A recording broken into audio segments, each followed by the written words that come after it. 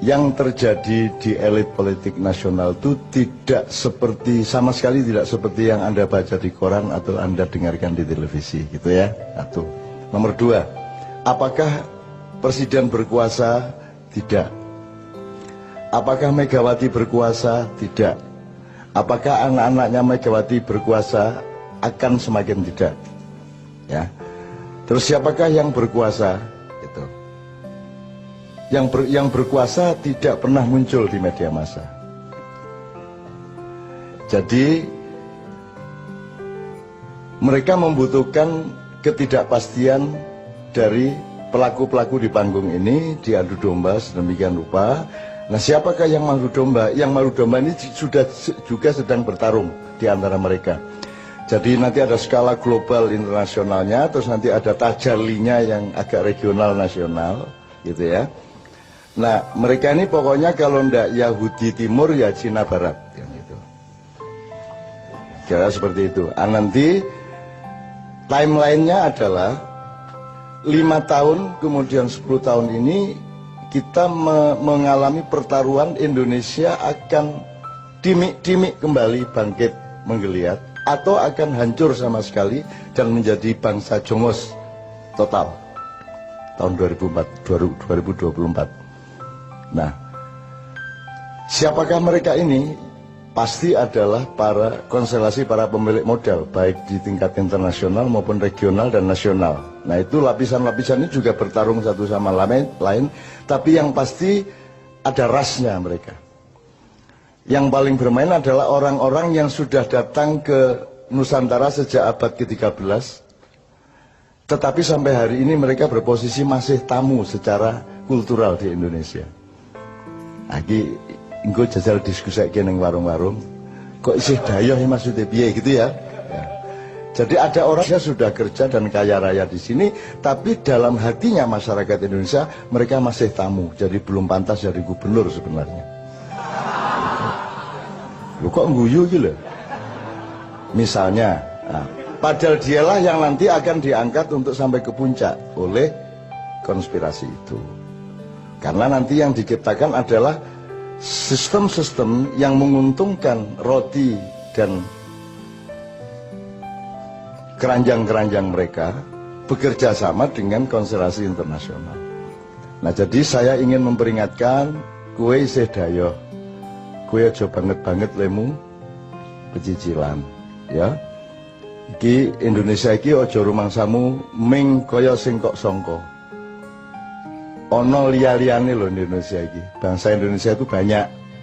Dan ada segmen-segmen, ada level-level, ada kesatria-kesatria, ada kader-kader, ada bermacam-macam dari bangsa Indonesia ini yang juga akan menjadi faktor dari berubahnya Indonesia. Jadi jangan dipikir Indonesia akan berlangsung persis seperti yang kalian skenariokan. Ada macam-macam. Bukan hanya manusianya macam-macam, bukan hanya anak mudanya bermacam-macam. Ada arus yang menuju masa silam dan kematian, dan ada arus yang sedang bangkit pelan-pelan menjadi manusia kader Nusantara yang baru, yang semakin banyak jumlahnya di mana-mana, dan usia mereka 10 tahun lagi adalah usia pemimpin di tingkat-tingkat yang bermacam-macam. Maksudku kue iki pemimpin yang berikutnya, ini loh. Jadi siap-siap mulai saiki, ini ya. Oke. Muhtasib wis ben kursus dhewe kono. Tuh. Karena dia punya kesibukan sendiri yang sifatnya kosmis ya, dia kosmis. Pokoknya dia hubungannya sama Tuhan konflik tiap hari sama Tuhan. Dia karepmu kowe iki, nah gitu lagi gitu.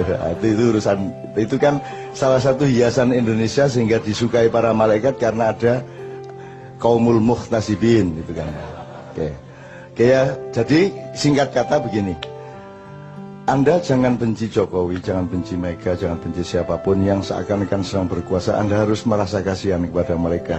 Dan doakanlah Jokowi yang terus-menerus mendapat tekanan. Anda tahu kan kalau SBY itu kan selalu ragu. Kalau yang sekarang ini tidak ngerti apa yang diragukan atau apa yang ditegasi. Itu. Masih lumayan kalau dulu kan masih ragu terhadap sesuatu hal. Ini sesuatu halnya dia tidak ikut menentukan. Jadi arep ragu ki ora ana dalane, arep tegas karo dalane, akhirnya sing metu Iku dudu saka atine, dudu saka pikirane dhewe. Gitu ya. Jadi kita doakan mudah-mudahan beliau ini oleh Allah segera dibebaskan dari tekanan-tekanan. Jelas ya? Jelas maksudnya ya? Gue ngerti sastra toh? Nah. Sementara yang sangat bernafsu untuk bertarget tahun ini harus menggantikan orang yang penuh tekanan-tekanan ini, kita doakan mudah-mudahan dia tidak diberi kesempatan oleh Allah untuk bersu'ul khotimah. Iki ya jelas tau kudune. Nah, gitu. Jadi nek di YouTube iki berdebat sik lagi ngafirke aku ya toh. Itu teman sekalian wes. Untuk itu emang Anda terpengaruh dengan semua itu kan tidak. Anda kan punya kedaulatan, Anda kan punya kemandirian, Anda punya keyakinan hidup. Dan semakin hari Anda semakin tenang dengan keyakinan Anda. Dan Anda tahu rakyat Indonesia kan sama sekali semakin tidak tergantung kepada pemerintahnya. Mau dolar 18.000 iki ya. Ora berpengaruh kanggone sing nggawa payung ning ngarepe mall kae. Wis pokoke nek nggawa payung ana udan nyeterke nang mobil entuk piro ning prapet piro kan Anda semua kan tidak terlalu terpengaruh. Bahkan di Jawa Timur anak-anakmu dan lantang, ayo iki yuk gurung mundhaki BBM iki apa iki. Kurang ajar, nang wis ayo diunggahno ayo. Nang wis. Mosok gak mundak-mundak iki lho. Ayo diunggahno ayo sepur mesisan 4 kali lipat ayo apa ngono. Engko tak delete tekek ndek ndur balas.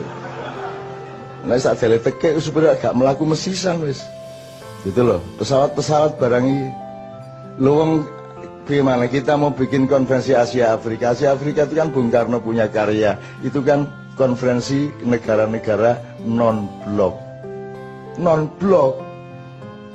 lho kowe iki gak konferensi non-blok kok jaluk perlindungan nang jeraganmu iki piye njur pura-pura digawe pesawat tapi didandani sik le dandani regane luwih larang timbangane pesawat sing dikekke piye coba kowe. Kui kan ya Allah ya Rabbi, memang presiden itu syaratnya satu kok, harus tahu apa yang harus diragukan dan apa yang harus ditegasi. Iki ora ono bahane iki, arep ragu ya ora cetha, arep tegas ya ora cetha kan begitu. Kan nyenengke kok kuwi.